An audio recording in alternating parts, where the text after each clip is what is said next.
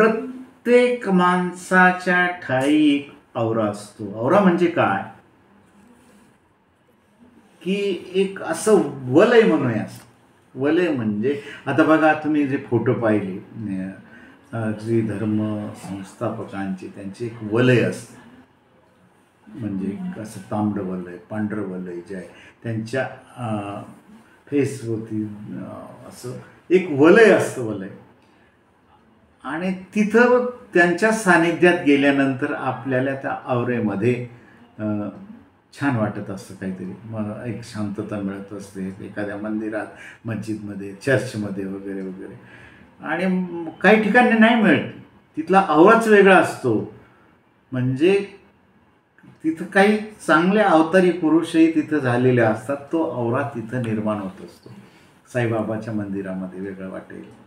वेगवेगळ्या मंदिरांमध्ये मस्जिदमध्ये चर्चमध्ये तुम्हाला अशी शांतता अनुभवायला असते. तिथला औरा असतो. तसं माणसाच्या भोवती एक औरा आहे, वलय आहे.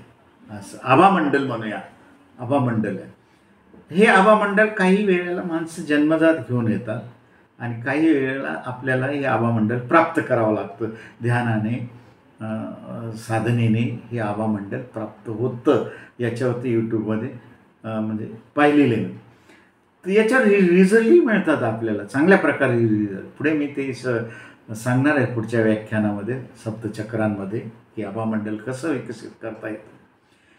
तर आपल्या ह्या आसनांनी सुद्धा आपल्या भोवती एक प्रकाशाचं वलय हे आंतरिक साधना. बघा चोराचं वलय वेगळं असतं,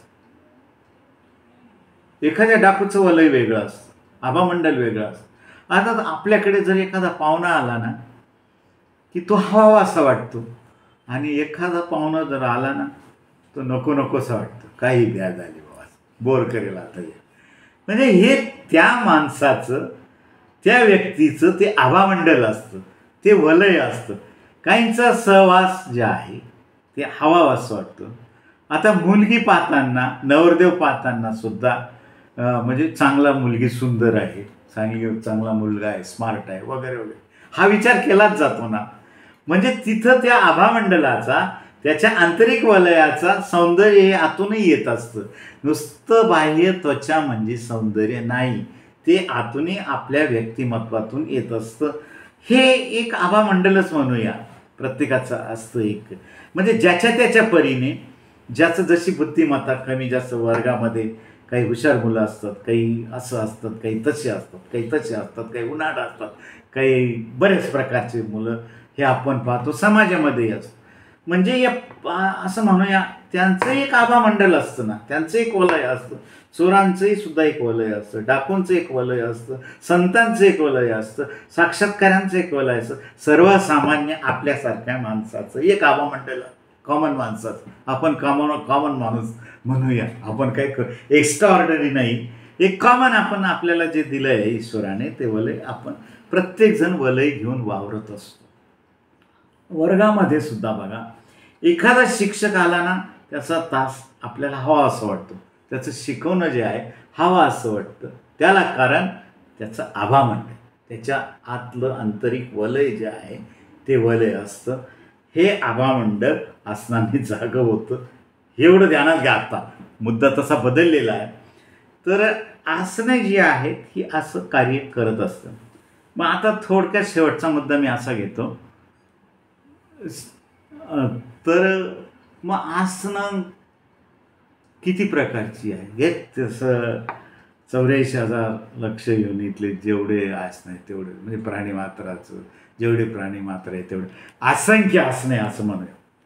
पण आपण जर विचार केला हे बघा आपलं शरीर आहे हे पुढे वाकवता येतं. ओके, फॉरवर्ड बेंड म्हणून आपण पुढचा वाक.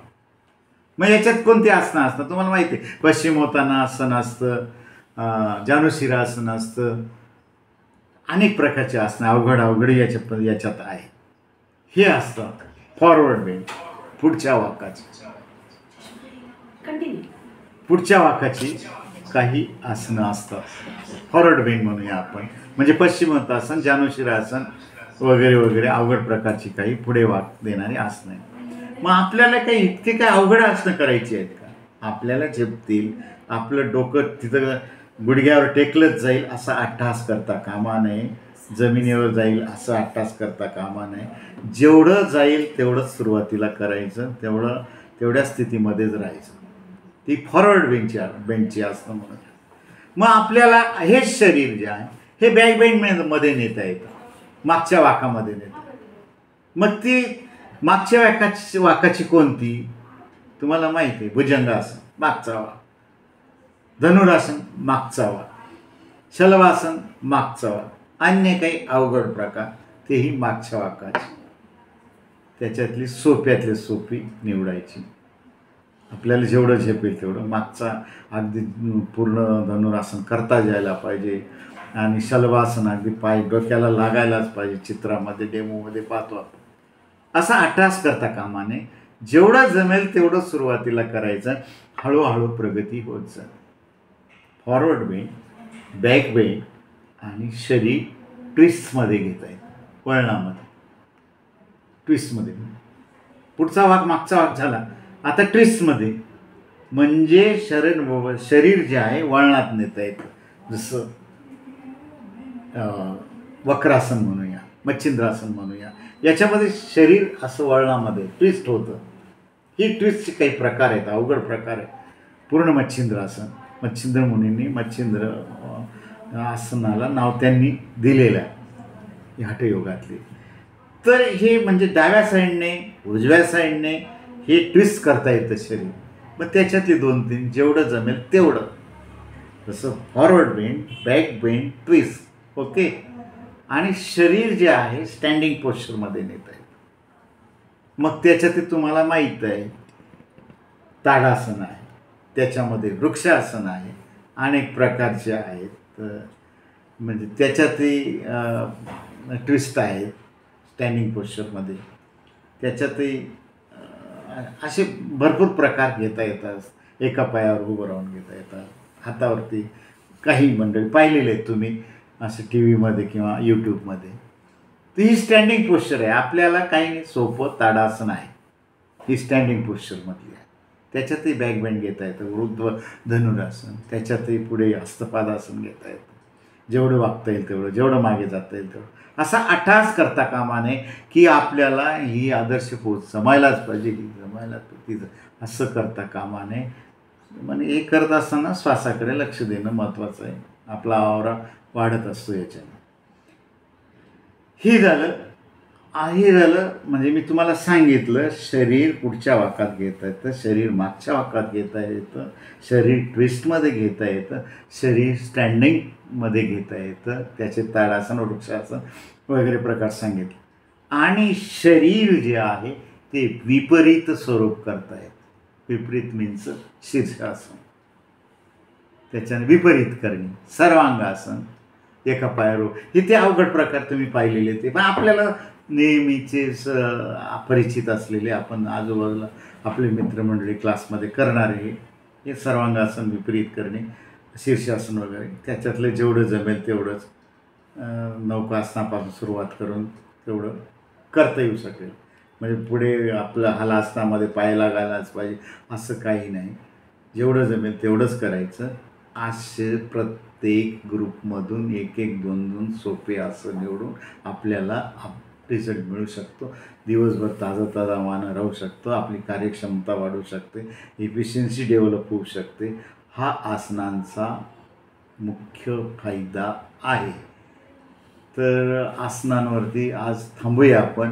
उद्या प्राणायामवरती बोलूया. म्हणजे आज 3 अंग घेतली. पहिलं यम, नियम, आसन. आता प्राणायाम उद्याच्या किंवा पुढचं जे लेक्चर असेल त्याच्यामध्ये घेऊ. तुम्ही चांगल्या प्रकारे रिस्पॉन्स दिला, काही गडबड गोंधळ न करता माझं ऐकून घेतलं, त्याबद्दल तुम्हाला धन्यवाद देतो.